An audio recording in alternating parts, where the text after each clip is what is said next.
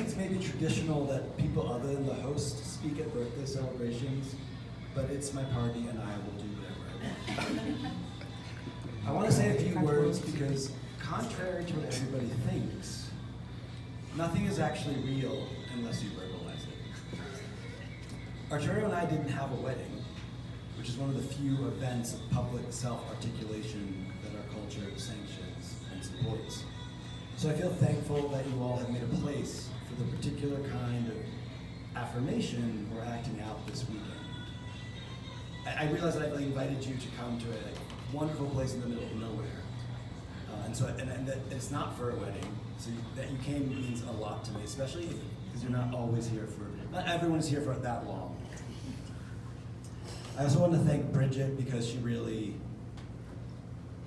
she's the COO of the birthday weekend.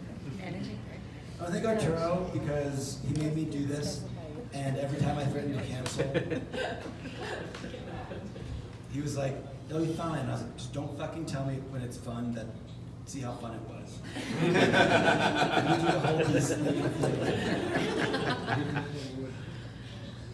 So that's basically to thank Arturo for being married to me.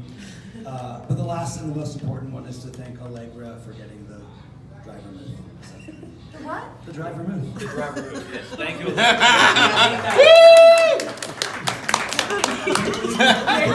Allegra MVP of the weekend.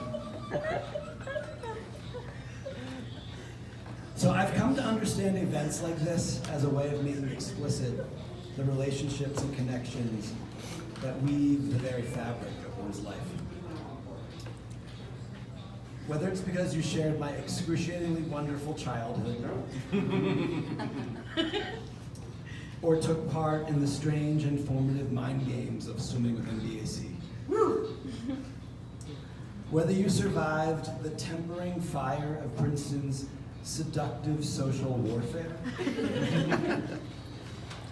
or are accompanying me in the work of forging our adult identities on our own terms,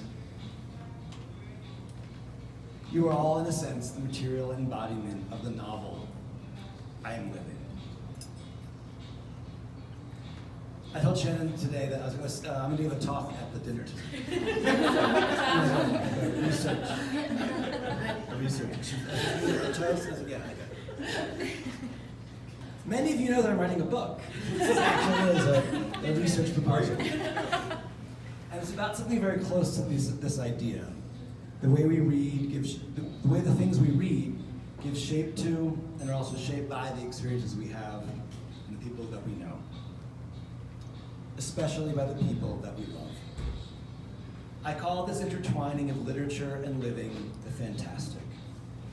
It's the overlooked, discounted reality possessed by our mental life. The kind of real existence that our dreams, our memories, and our reading have as fleeting moments of our everyday experience. I'm bringing this up because I love to talk about myself,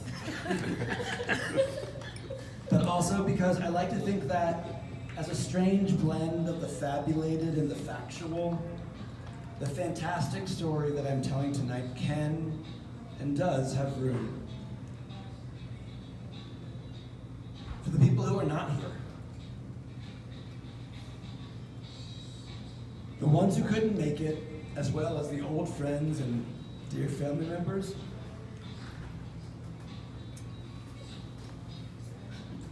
Whom I've lost in one way or another, but who still flicker through my thoughts when I least expect it.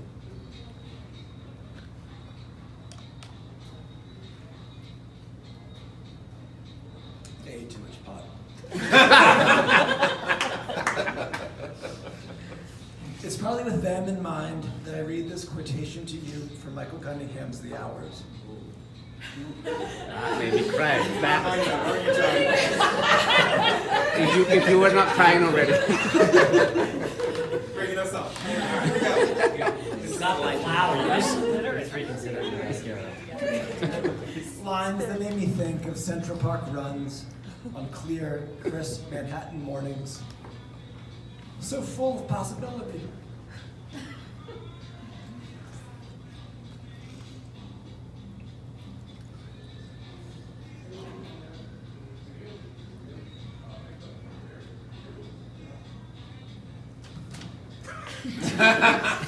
Jump it to me. Guys, give him a hug. Okay. But it's also with you in mind.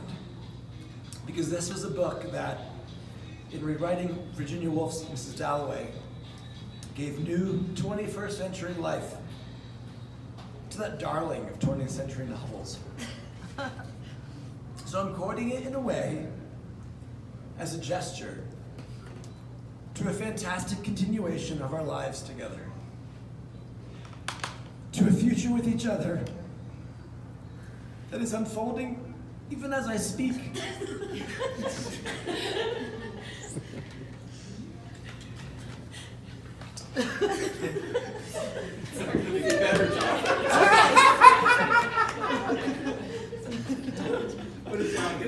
I'm gonna get a couple more lines.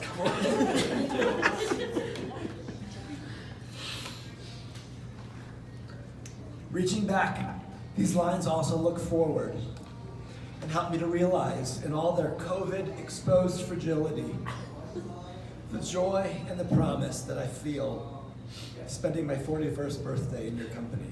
God, now I have to read the actual quote. There's just this for consolation, Cunningham writes.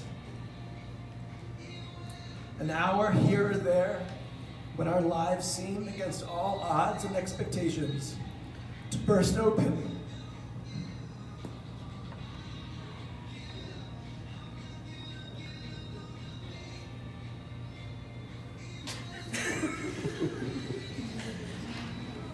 To burst open and give us everything we've ever imagined.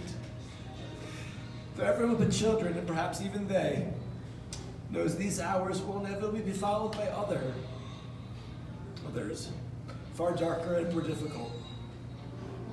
Still, we cherish the city, the morning. We hope more than anything for more. Cheers.